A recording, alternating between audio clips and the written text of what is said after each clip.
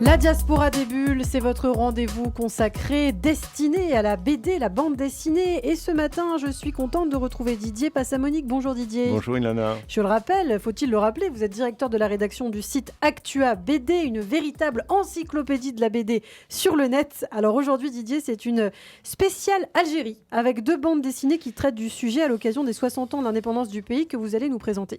Et oui Ilana, les deux ouvrages ont un point commun, sont des ouvrages de transmission. Les témoins disparaissent, c'est comme pour la Shoah, ils deviennent vieux, et comme pour la Shoah, il est urgent de transmettre des témoignages, des faits, par ceux qu'ils ont vécu avant que le révisionnisme ou je ne sais quelle épopée de légende vienne s'y substituer. Et notamment, en ce qui concerne l'Algérie, on sait bien combien c'est éminemment politique, si l'on en juge les relations entre les gouvernements algériens et français. Je vous avoue que j'ai pris le premier album entre les mains, qui s'appelle « Appelé d'Algérie ». J'avais un peu de crainte. Ça commence par une dispute entre un jeune lycéen français et l'autre qui est français aussi, mais d'origine algérienne, qui est probablement fils de harki. Et le jeune gamin revient chez lui et découvre que son grand-père est un appelé du contingent au moment de la guerre d'Algérie. Donc, il faut savoir qu'à l'époque, le service militaire faisait parfois entre 24 et 36 mois. Et donc, ça semblait un peu cousu de fil blanc, un peu téléphoné. Ouais. Mais au fur et à mesure de la progression du récit, c'est tellement bien raconté, tellement sobrement dessiné, tellement émouvant que oui, je l'avoue, ça m'a tiré une larme à l'œil à la fin du volume. C'est rare en plus, venant de votre part. Vous êtes plutôt rationnel. Ouais, voilà, le grand-père a un Didier émotif à présent, il en apprend. Voilà, le grand-père a fait un AVC et le jeune Jérôme veut découvrir la fin de l'histoire. En fait, il veut savoir si son grand-père a fait des atrocités en Algérie, selon ce qu'on lui raconte souvent.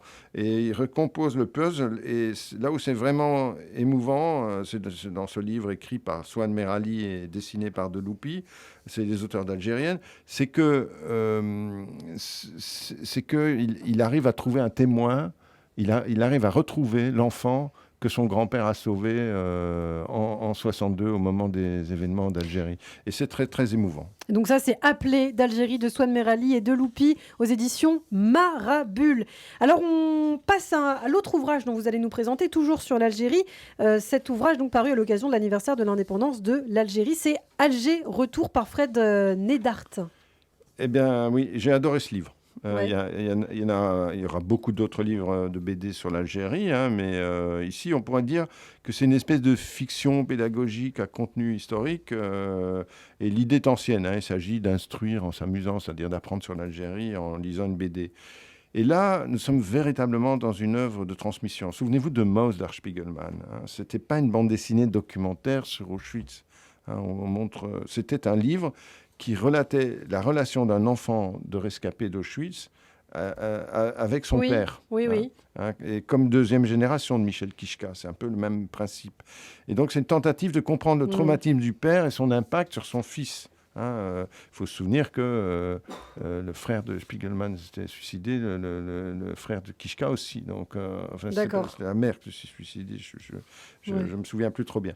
Alors, Alger Retour est du même ordre, même s'il s'habille en fiction, c'est une autofiction. Et qu'est-ce qu'il raconte alors l'auteur, Fred Nayard, est un fils de pied noir. Et vous savez ce qu'il en est. Bien sûr. Censé français installé en Algérie. Voilà, Fred est prof, et son père lui parle d'Algérie en enfilant les contre-vérités, parce qu'il a évidemment une dent contre l'Algérie. Et un jour, il a la curiosité d'aller à Alger, il prend une année sabbatique pour écrire un livre, etc. Et puis il va à Alger. Et il va se rendre là où ont vécu ses parents, au 31 de la rue Aubert, enfin aujourd'hui c'est la rue du colonel Chabani. Il y a des photos où on voit sa famille sur le balcon, donc il repère assez facilement l'appartement et il va rencontrer l'habitant de cet appartement, qui est un vieil Algérien retraité, un prof retraité de français, qui adore la culture française. Et puis, ils sont en train de discuter. Il y a une grande sympathie qui s'établit entre eux. Puis, il est 2 heures du matin, et l'autre lui dit « Mais tu ne vas quand même pas traverser tout Alger pour rentrer à ton hôtel. Dors ici. » Et voilà que le jeune Fred se retrouve dans la chambre de son père, où son père était ado. Ah oui. Et il prend un livre dans la bibliothèque il l'ouvre, il voit le nom de son père, il se rend compte qu'en fait la bibliothèque c'est celle de son père. Incroyable. C'est incroyable.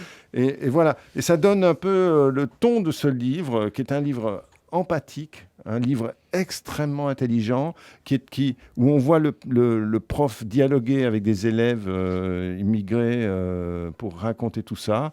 Et moi, j'aime bien ce genre de livre qui apporte de la complexité et qui dit pas que les choses sont noires ou blancs, mais qui raconte l'histoire avec l'envie de se documenter et d'en connaître plus. Eh bien, c'est Alger Retour par Fred Nedart aux éditions Marabule encore. Merci beaucoup Didier Passamonique. On se retrouve demain matin sur Radio J. À demain.